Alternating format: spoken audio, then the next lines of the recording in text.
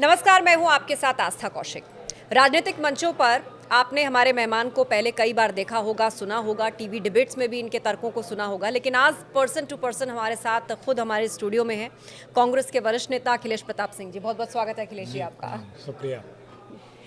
अखिलेश जी, वैसे तो ढेर सारी बातें हैं, आपका एक राजनीतिक सफ़र भी है, बहुत सारे पॉलिटिकल मुद्दे भी हैं, लेकिन हाल ही में उत्तर प्रदेश की हम बात करें तो यहाँ महाकुंभ संपन्न हुआ है। जी जी।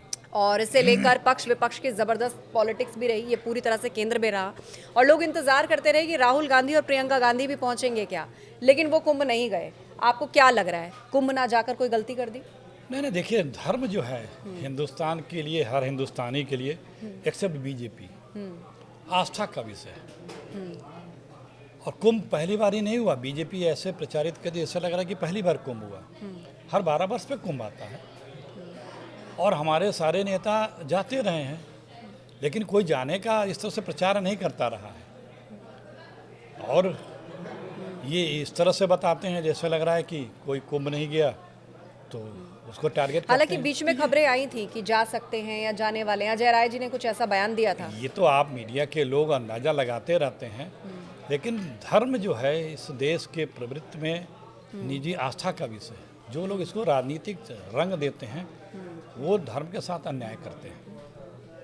दरअसल लोग कहते हैं कि चुनावों से पहले राहुल गांधी, प्रियंका गांधी मंदिर मंदिर जाते हैं, सॉफ्ट हिंदुत्व की लाइन भी लेते हैं, बातचीत भी करते हैं, लेकिन जिस जगह पर 65 करोड़ रुपए 65 करोड़ लोग जो हैं वो डुबकी लगाकर आ गए, उस जगह पर वो नहीं गए। क्या वोट बैंक पॉलिटिक्स है इसके पीछे? देखिए, ये हमेशा अफवाह फैलाई जाती है बीजेपी के द्वारा।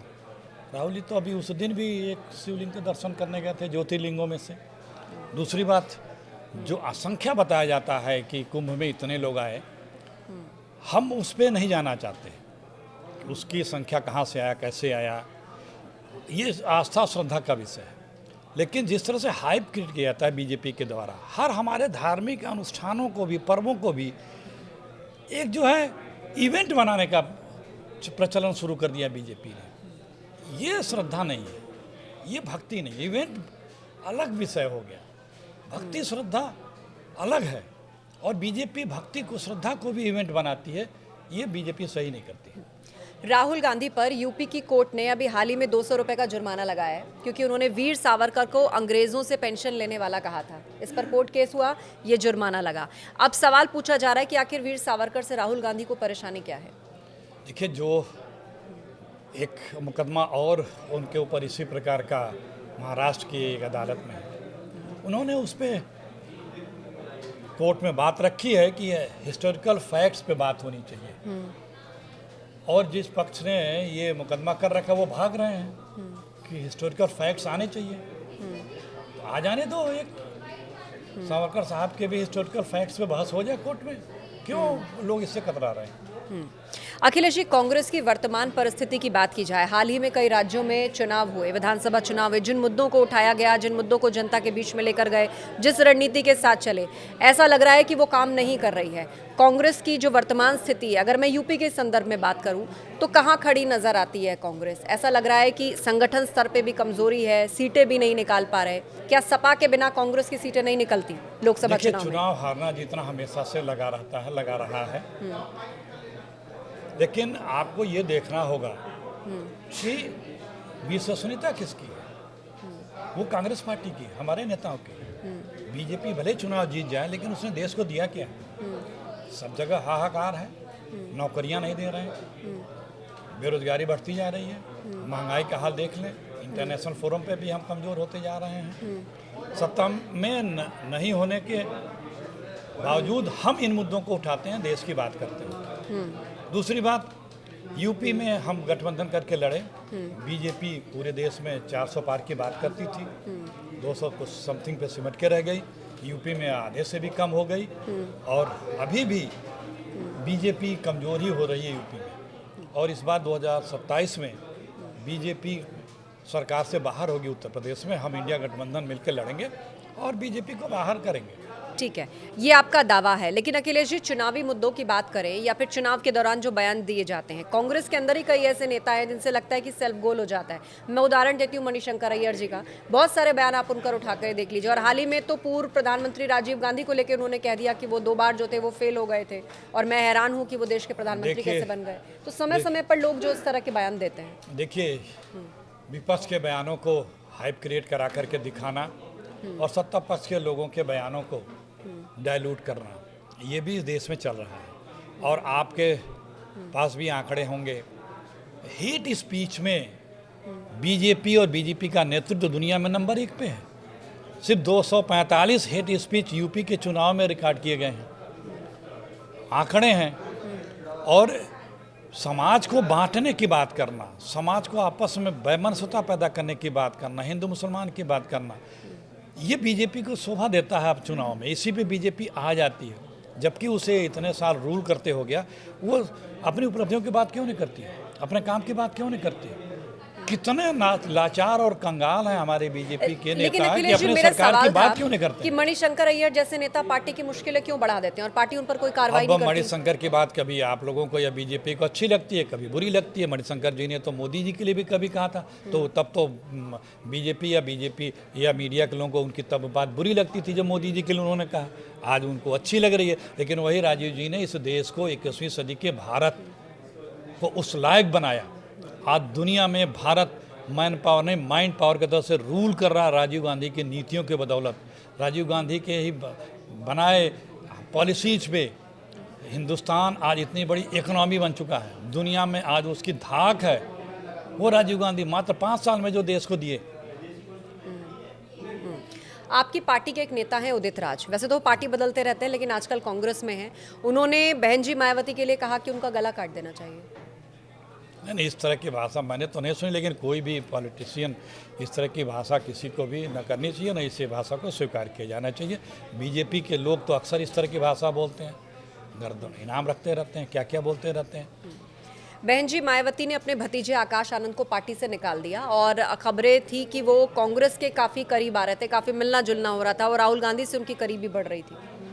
देखिए, बहन जी पिछले कुछ वर्षों से आप देखें, आप खुद इस बात को महसूस भी किए होंगे कि वो बीजेपी के इशारे पे या बीजेपी की बी टीम के रूप में काम कर रही हैं। उन्होंने जो दलित मूवमेंट खड़ा किया था और लोगों में दलितों में एक जागृति पैदा की थी, लोगों दलित के या पिछड़े गरीब तबके के लोगों को जो एक उम्मीद बहन मायावती जी में दिखी थी, वो उससे काफ़ी 5-6 सालों से भटक चुकी हैं, उससे बीजेपी की बी टीम बन चुकी हैं। तो अब उस चीज़ से इतर हट करके आनंद बयान देते थे, वो बीजेपी को नहीं पसंद आया होगा, इसलिए बीजेपी के दबाव में संभवतः चर्चा यही है, उसके दबाव में ऐसा कदम उनको उठाना पड़ा।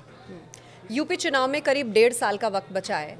राहुल गांधी और प्रियंका गांधी बहुत ज़्यादा यूपी आते जाते नहीं है, तो ऐसे में संगठन कैसे मजबूत होगा और कैसे योगी मोदी लहर को टक्कर दे पाएगी कांग्रेस? नहीं, देखिए, यूपी में बहुत बुरी स्थिति में बीजेपी जा चुकी है और राहुल जी प्रियंका जी बहुत यूपी को ध्यान भी देते हैं और वहाँ यूपी में कांग्रेस बहुत अच्छा काम भी कर रही है।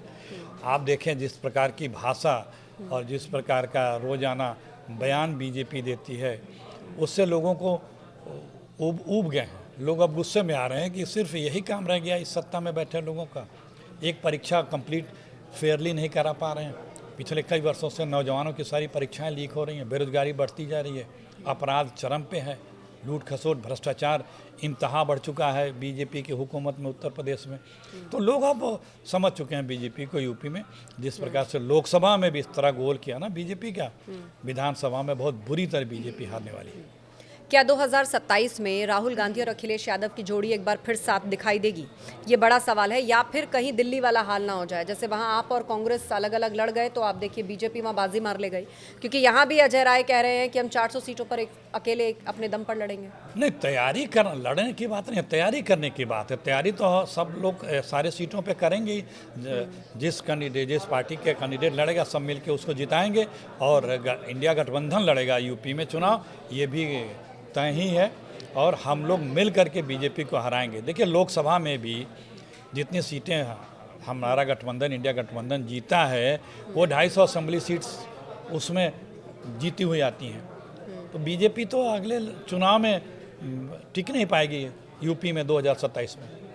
समाजवादी पार्टी के नेता हैं अबू आजमी। उन्होंने औरंगजेब की तारीफ की है, उसे बहुत अच्छा शासक बताया है और उससे लेकर देश में एक अलग बहस चल रही है। कांग्रेस पार्टी का इस विषय को लेकर क्या सोचना है, खास तौर पर औरंगजेब? देखिए, वो उसका खंडन कर चुके हैं और हमारे देश में, हमारे देश के जो योद्धा रहे हैं, पुरोधा रहे हैं, जो देश के राष्ट्रभक्त रहे हैं, उन पे किसी ने भी किसी भी प्रकार का अत्याचार किया है, हम उसको कभी सराहना नहीं कर सकते। जी, संभल का मुद्दा काफ़ी चर्चा में है। वहाँ पर एएसआई सर्वे या वहाँ पर जो हालात बने उसे लेकर भी एक अलग सियासी बहस चली। वहाँ के सीईओ हैं अनुज चौधरी। अब उन्होंने कहा है कि जुमा तो साल में 52 बार आता है, लेकिन होली एक बार आती है। जिसे रंगों से परहेज है वो अपने घर से ना निकले। इससे लेकर आपका क्या कहना है?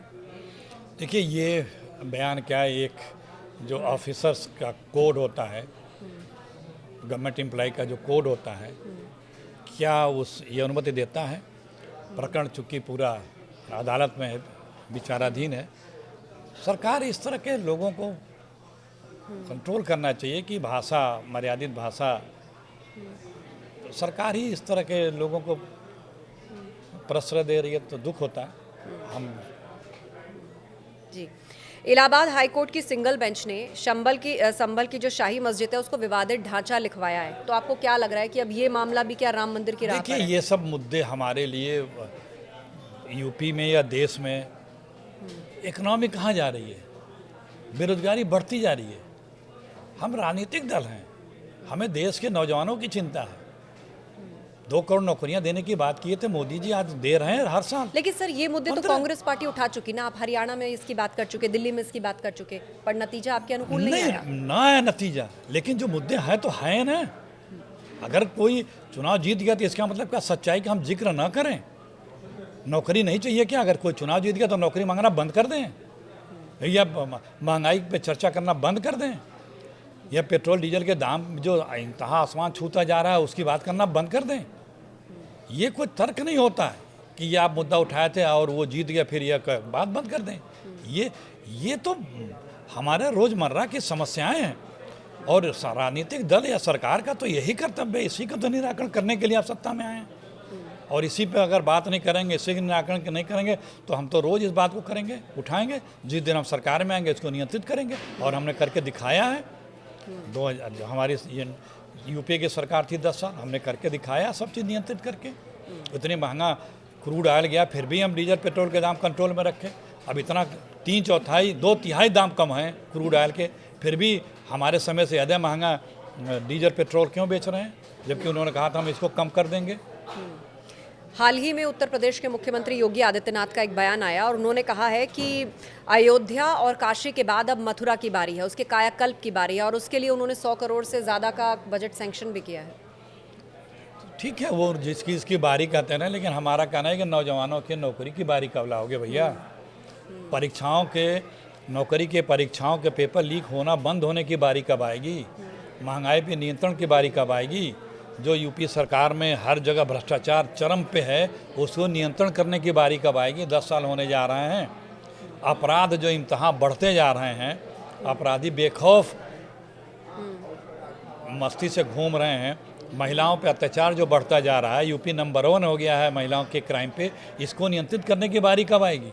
इस पे तो बात करें। हमारे हुक्मरान यूपी के बीजेपी के जो बैठे हुए हैं, इस पे बात क्यों नहीं करते हैं? बीजेपी के कई सांसदों ने दिल्ली में अपने घर के बाहर जो तुगलक लेन है, वो मुद्दा आपको पता ही होगा, विवेकानंद मार्ग लिखवा लिया है, जिसमें उत्तर प्रदेश के पूर्व जो उप मुख्यमंत्री है दिनेश शर्मा भी हैं। तुगलक लेन की जगह विवेकानंद मार्ग लिखवा लिया गया। ऐसा कई सांसदों ने किया है बीजेपी के। तो क्या ये नाम बदलना चाहिए? इसके बारे में आपका क्या विचार है? नाम बदल के अगर खुश हो रहे हैं तो कम से कम विवेकानंद जी के रास्ते पे 1 हफ्ते 10 दिन 1 महीने तो चल के दिखा दें। विवेकानंद जी का अनुसरण कर लो भैया। अरे तख्ती लगा के कोरम मत पूरा करो भाजपाइयों। विवेकानंद जी के बताया रास्ते पर चल के दिखा दो। बोलो हम विवेकानंद के रास्ते पे चलेंगे, और चल के दिखाओ, साहस हो तो चल के दिखाओ।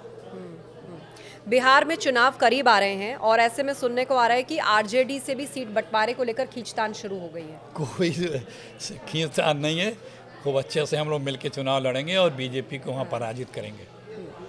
अखिलेश जी, योगी सरकार के लिए आपने 5 शब्दों का प्रयोग किया है। वो 5 शब्द मैं शब्दशः दोहरा देती हूँ। संविदा, संवेदनहीनता, शोषण, सताना और शराब, इसकी वजह क्या है? देखिए, विद्यालय वहाँ बंद हो रहे हैं, मैं खाने खुल रहे हैं। अभी परसों ही लॉटरी निकली है पूरे उत्तर प्रदेश में, दुकानों की संख्या बढ़ा दी जा रही है, खुलने का टाइमिंग बढ़ा दे रहा है, बच्चे ड्रॉप आउट कर रहे हैं, विद्यालय पे ध्यान नहीं है, ये विद्यालय बंद हो रहे हैं उस पर ध्यान नहीं है, टीचर कम हो रहे हैं उस पर ध्यान नहीं है, ध्यान उस पर। संविदा पे कई लाख लोग हैं, आउटसोर्सिंग पे कई लाख लोग हैं, वो परमानेंट नौकरी क्यों नहीं आप रखते हो? शोषण हो ही रहा है, आप देख ही रहे हो। तो ये जो शब्द है ये बीजेपी पे चिपक चुका है, ये तथ्यों पे आधारित है, ये यथार्थ है। समाजवादी पार्टी कुंदरकी की जो सीट है वो आपके साथ मिलकर चुनाव लड़ने पर भी नहीं जीत पाई, तो क्या कांग्रेस से मुस्लिम वोट बैंक दूर हो रहा है? देखिए, हम वोट बैंक की राजनीति नहीं करते हैं, लेकिन बीजेपी जिस तरह से उपचुनाव लड़ी थी वो दिखा था। फेयर चुनाव क्या हुए थे, चाहे कुंदरकी हो या अयोध्या की जो उपचुनाव की सीट हो। तो ये सत्ता का दुरुपयोग करके चुनाव में वोट डालने देना, रैली में जाने देना, प्रताड़ित करना, डरवाना, ये चरित्र बन चुका है बीजेपी का। सर, आप देवरिया से आते हैं और देवरिया की सीट बहुत लंबे अरसे से कांग्रेस के पास नहीं है, इसकी क्या वजह आप देखते हैं? मैंने देखिए, हम पिछले बहुत सालों से कांग्रेस पार्टी कमज़ोर है और इस बार लगभग हम चुनाव जीतने के कगार पे पहुंच गए थे, किन्हीं कारणों से बहुत थोड़े से मार्जिन से हारे हैं। लेकिन दुर्भाग्य है, अभी 2 दिन पहले जो दिशा की बैठक होती है जिसको हेड करता है ये मेंबर पार्लियामेंट जी, अधिकारी छोड़ के बैठक 10 मिनट में चले गए, क्योंकि दारू की दुकानों का ऑक्शन देखना था उन्हें। बीजेपी के एमएलए एमएलसी वहाँ के सांसद के खिलाफ ऑन रिकॉर्ड चैनलों पे बाइट दे रहे हैं, उनके खिलाफत कर रहे हैं कि ये कैसे है कि एक चेयरमैन जो है वो बैठा मीटिंग कर रहा है और अधिकारी चले गए। इतनी इंपॉर्टेंट मीटिंग, एक ज़िले की विकास के लिए करीब 27-26 विभाग उसमें आते हैं, उसकी इतनी इंपॉर्टेंट मीटिंग, उस मीटिंग में अधिकारी जो प्रमुखता से बैठते रहते हैं, जिनके नेतृत्व में वहाँ काम होता है, वो पदेन सचिव होते हैं उस कमेटी के, वो चले गए।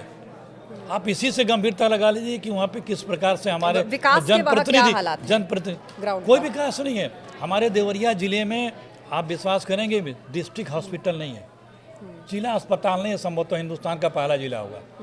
हमारे देवरिया जिले में जो मेडिकल कॉलेज है उसमें कोई फैकल्टी ही नहीं है, सिर्फ 16 इमरजेंसी बेड हैं। सेंट्रल स्कूल का बिल्डिंग ही नहीं है, जिसका शिलान्यास भी किया था उस वक्त के तत्कालीन केंद्रीय मंत्री कल्याण मिश्रा जी ने आज से 6 साल पहले, वो बिल्डिंग ही नहीं है, बिल्डिंग का शिलान्यास किया। लेकिन जब इतने मुद्दे हैं सर, तो सवाल यही उठता है कि कांग्रेस पार्टी अभी बाहर क्यों है फिर? हाँ, ये बाहर क्यों है, क्योंकि चुनाव के समय बीजेपी बहुत अनर्गल तरीके अख्तियार करती है और चुनाव को ध्रुवीकरण करने पे ही जोर देती है। लेकिन लोग अब समझ चुके हैं और इसी बीजेपी को उत्तर प्रदेश में हम लोगों ने उनको 2/3 सीटें छीनी, 400 पार के नारा दे रखा था, उसमें उनको समेट के हम लोग 200 पे ला दिए। और अब जनता और भी जागरूक हो गई है, बीजेपी को और ठीक से पहचान चुकी है। जो तो बच्चा खुचा काम है 2027 में, उनको यूपी से हम लोग 2027 के विधानसभा चुनाव में क्या समाजवादी पार्टी के साथ मिलकर लड़ेगी कांग्रेस?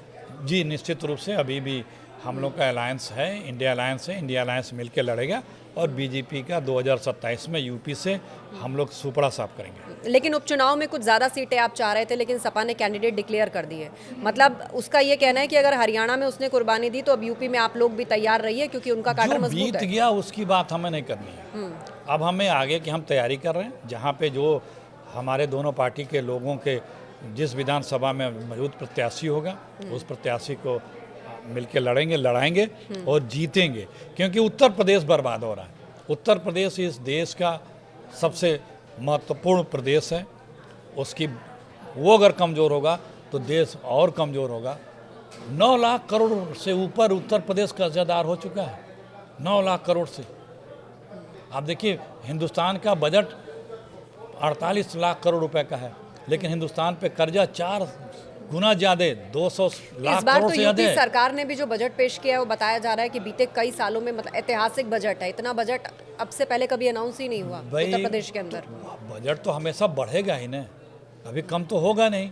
बजट तो हमेशा बढ़ेगा ही, लेकिन जिस रेशियो में बजट बढ़ रहा है उस रेशियो के क्या 2014 में हिंदुस्तान पे मात्र 54 लाख करोड़ रुपए का कर्जा था, आज 220 लाख करोड़ रुपए कर्जा है। मोदी जी ने 250-150 लाख करोड़ रुपया कर्जा लिया। क्या किया? हमारे टोटल बजट का लगभग 24-25% पैसा कर्जे में जा रहा है, बजट का 4 गुना कर्जा।